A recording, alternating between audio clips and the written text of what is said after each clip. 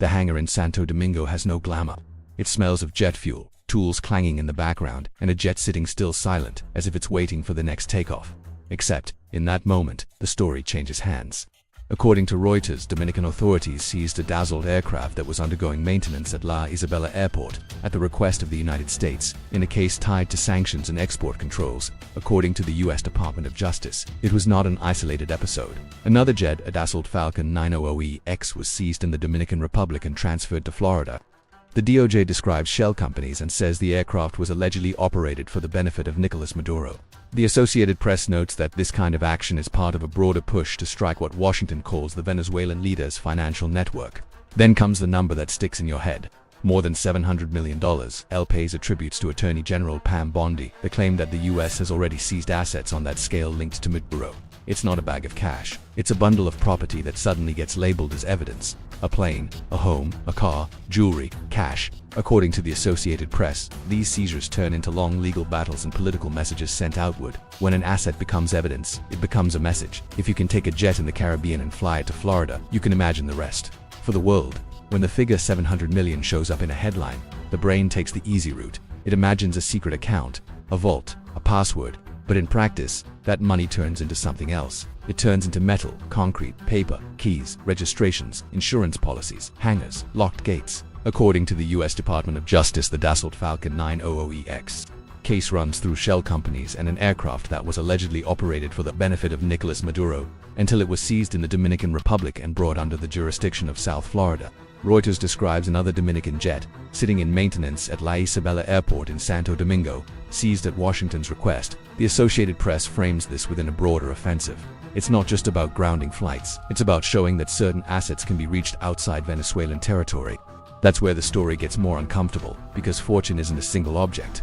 According to El País, Attorney General Pam Bondi attributes that sum more than $700 million to a package of seized assets linked to Maduro. 2 jets, multi-million-dollar homes in Florida, a mansion in the Dominican Republic, a horse farm, vehicles, jewelry, and cash. You can't fit that into a suitcase. And it doesn't fit into one sentence, but it does fit on a map. The Caribbean as a corridor, Florida as a showcase. Movable assets is what disappears first when someone gets tipped off, and real estate as what keeps people tied up in court for years. What you're about to hear is a narrative reconstruction of that inventory, where these assets surface, how they're described in the reporting, and how each piece fits into the machinery of seizures and disputes. The camera isn't on theory, it's in the hangar, on the runway, at the gate of a house that changes owners on paper before it changes in real life. If you want more videos at this level of reporting with names, locations, and sources, hit like and subscribe now. And leave a comment too. What city and what country are you watching from? That helps decide which stories are worth the next investigation. And one quick note, all the sources cited throughout the video are listed in the description. The story begins with an object that's supposed to be discreet. A private jet isn't built to make the news.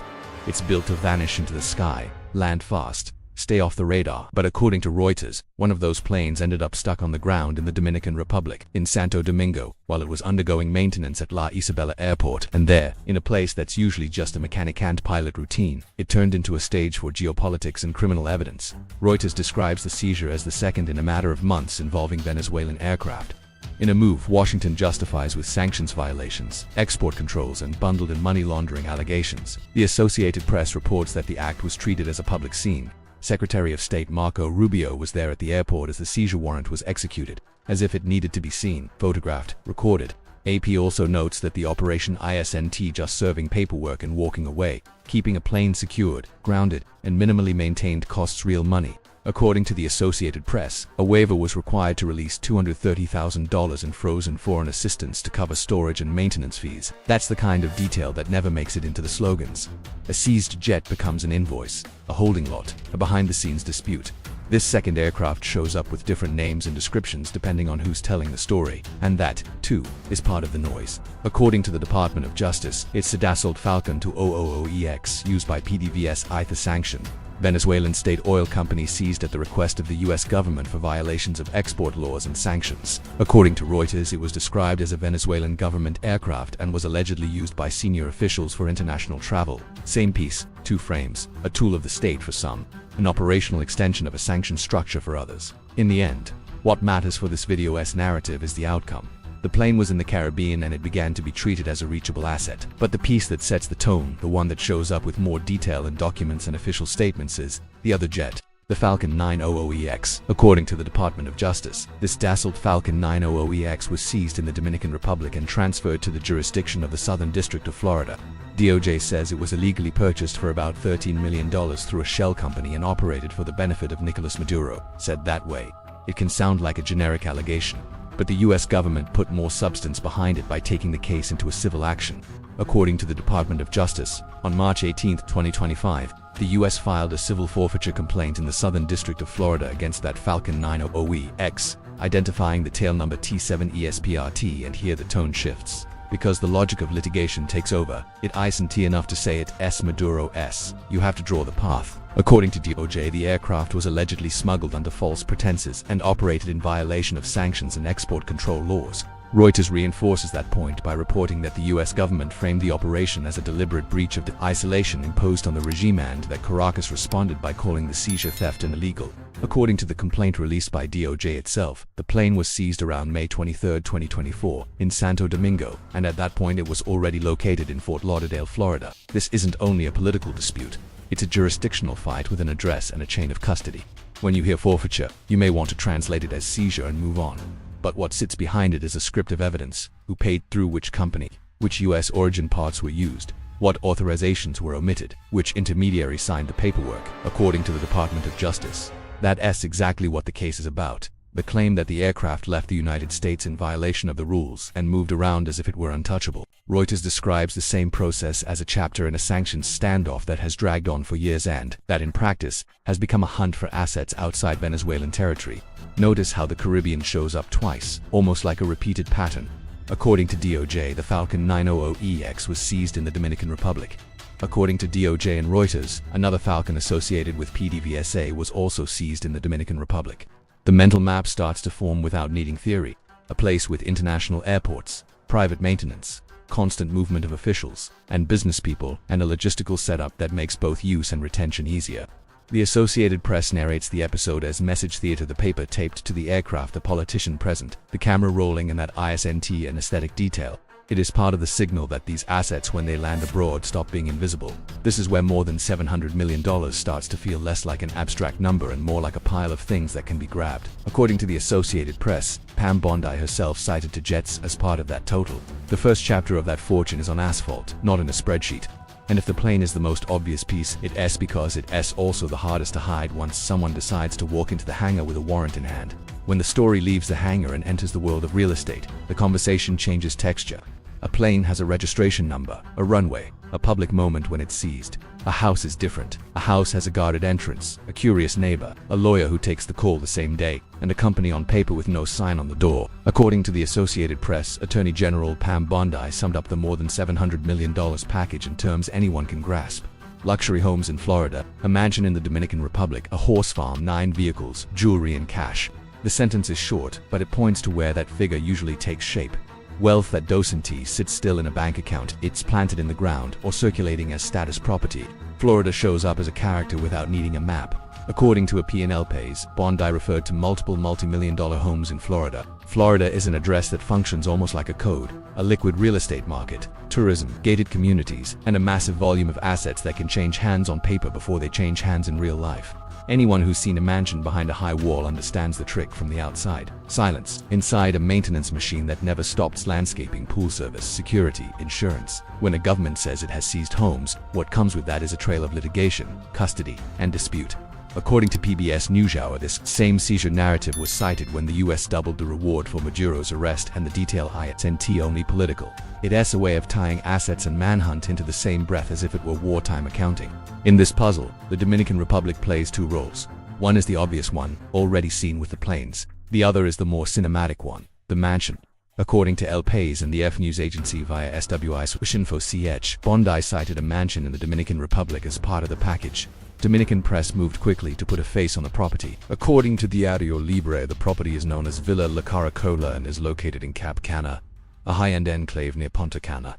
It's not just a nice house. The paper describes a seafront construction with outsized dimensions, 9 bedrooms and 10 bathrooms, terraces, leisure areas, and that private resort aesthetic that turns any facade into a shield. The Latin Times adds the figure that makes viewers squint. The report calls it a mansion and describes a home valued at $18 million in Cap Cana. citing international reports and attributing confirmation of the seizure to the same Bondi interview on Fox Noticias. And then comes the detail that adds color and unease. According to the Latin Times, the mansion was allegedly purchased for $13 million and later resold for $18 million to a businessman identified by U.S. authorities as a frontman for a former Venezuelan minister also linked to Maduro's circle. What that creates in the audience's mind is a very simple scene: a beach house that looks like vacation, but becomes evidence and becomes a symbol. Days later, the Dominican press shifted its tone. According to the Audio Libre, Villa Caracola even appeared on video as a place in ruins, showing signs of abandonment, an empty pool and jacuzzi, water damage, broken glass. It's the kind of image that scrambles the glamorous narrative. The mansion that represents fortune doesn't need to be pristine. It needs to exist as an asset, as a piece of value attributed to someone, and also as a message. Even a property in a tourist paradise can become a target, a headline, an embarrassment. There's one more piece that stands out because it's almost a signature of conspicuous wealth: the horse farm. According to El País and F via SWI Swiss Info, CH Bondi cited a horse farm as part of the package.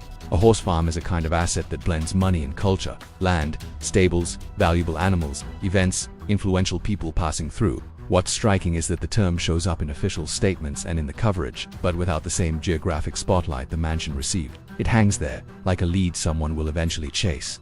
And then come the items that, in a case like this, leave the public with the feeling of a quick grab: 9 vehicles, millions in jewelry and cash. That phrasing is repeated across multiple outlets. According to Al Jazeera, Bondi cited not only the jets but also 9 vehicles among the seized assets, and mentioned tons of cocaine seized tied to the case. According to AP, the same remarks fold jewelry and cash into the package. Movable assets have a brutal difference compared with real estate. They disappear. A car changes garages. A piece of jewelry changes hands. Cash, no explanation needed. When those items enter the $700 million tally, a sense of urgency comes with them, because what isn't frozen or seized quickly gets away. In the end, this second part of the fortune looks less like treasure and more like a logistics set. Gates in Florida, called courthouse corridors. An oceanfront villa in Cap Cana that becomes a newspaper character. Stables somewhere unnamed. Cars, jewelry, bundles of cash that should never have been so easy to list out loud. According to PBS NewsHour, all of it was cited in the same breath as reward and pursuit.